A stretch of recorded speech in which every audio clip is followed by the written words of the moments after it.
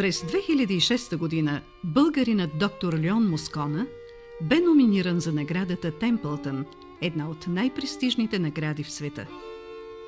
Тя се присъжда всяка година за изключителни постижения в търсенето и разкриването на нови духовни реалности. Доктор Леон Москона, продължител на делото на мировия учител Петър Дънов, Бейн Садоно, дешифрира основните митове и пророчества в мировите религии. Края на времето, съдния ден, второто пришествие, божествената сватба, хилядолетното царство на Христа, реалността на новото небе и новата земя.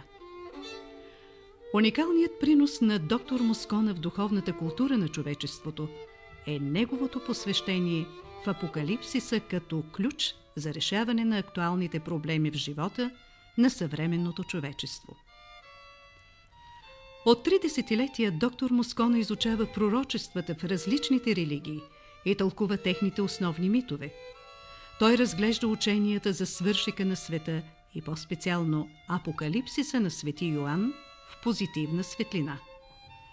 За него последните глави на Апокалипсиса свидетелстват за преминаване на човечеството в качествено нов цикъл на еволюция.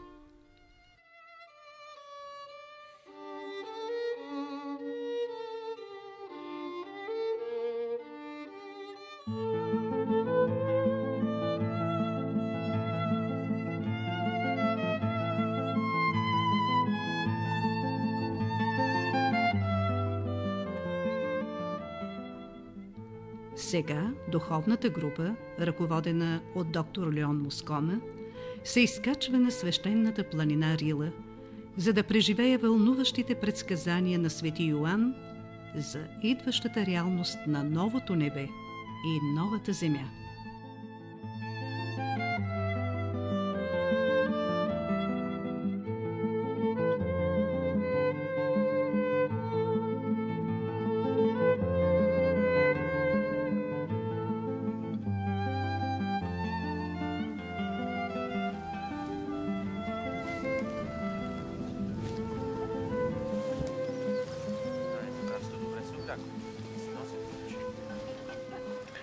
Тук, по тези свети места, ние ще се опитаме да направим едно духовно пътуване до най-високия божествен свят, до реалността на новото небе и новата земя, за която се говори толкова вдъхновено в Апокалипсиса.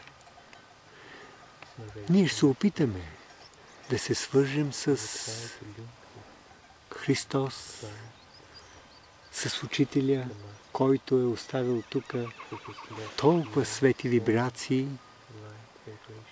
с Божествената майка, с духовната иерархия и ще се опитаме да се свържим и с свети Йоан, с това велико откровение, което той е оставил на човечеството, Апокалипсиса, който завършва с второто пришествие на Христос и с влизането на човечеството в новата реалност. Вие знаете, че Той е обещал да ни приготви място и когато ни приготви място на небето, да дойде да ни вземе. Сега е времето за второто пришествие на Христос. В тези трудни времена е толкова естествено космичният Христос да слезе в сила и слава в етерния свят, да се изяви като тази велика светлина, която се е изявила на Савел, за да стане Павел, свети Павел, или пък на свети Йоан, за да започне да пише своето откровение. Първо Христос му се изявява с лице по-ярко от слънцето.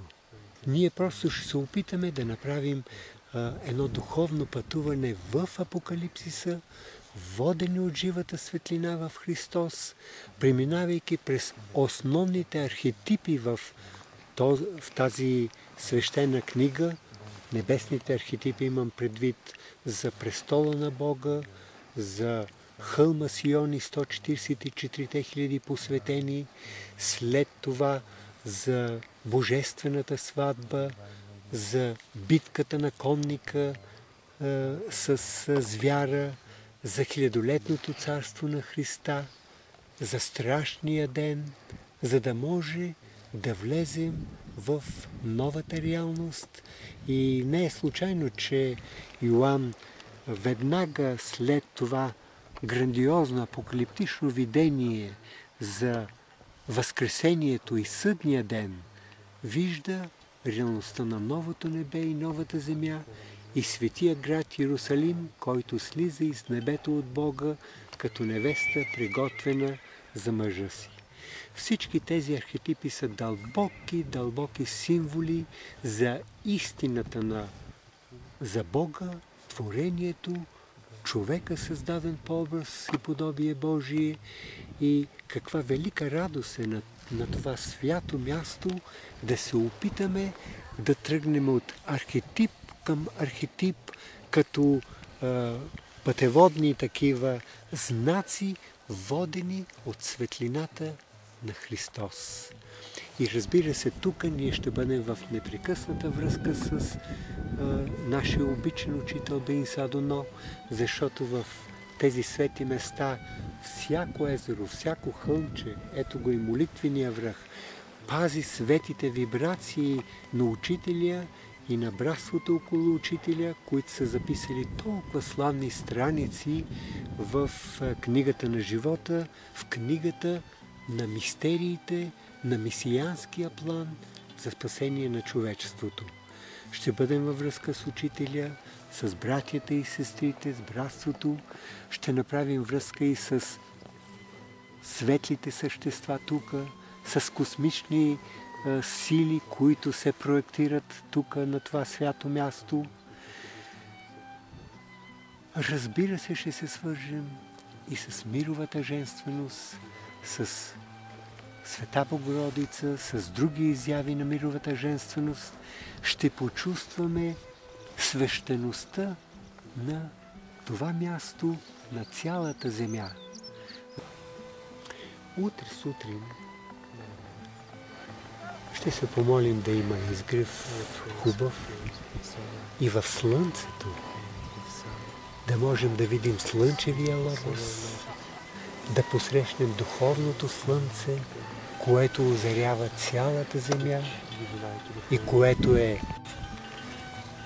мировият дух, изявен чрез Христа, чрез учителя, чрез други божествени учители, чрез изявите на мировата женственост.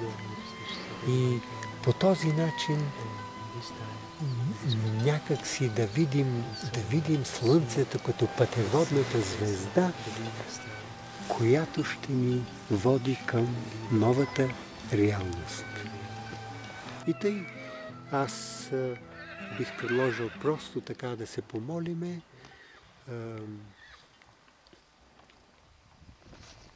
с последния стих, с който завършва Откровението, Апокалипса. Нали ще пътуваме в тази свещена книга, както е маркирана като път към висшите светове. Да привършим с една молитва за благодат. И тъй, нека да се помолим от сърце и душа, благодата на Господа нашего Исуса Христа да бъде със светиите. Благодата на Господа нашего Исуса Христа да бъде със светиите.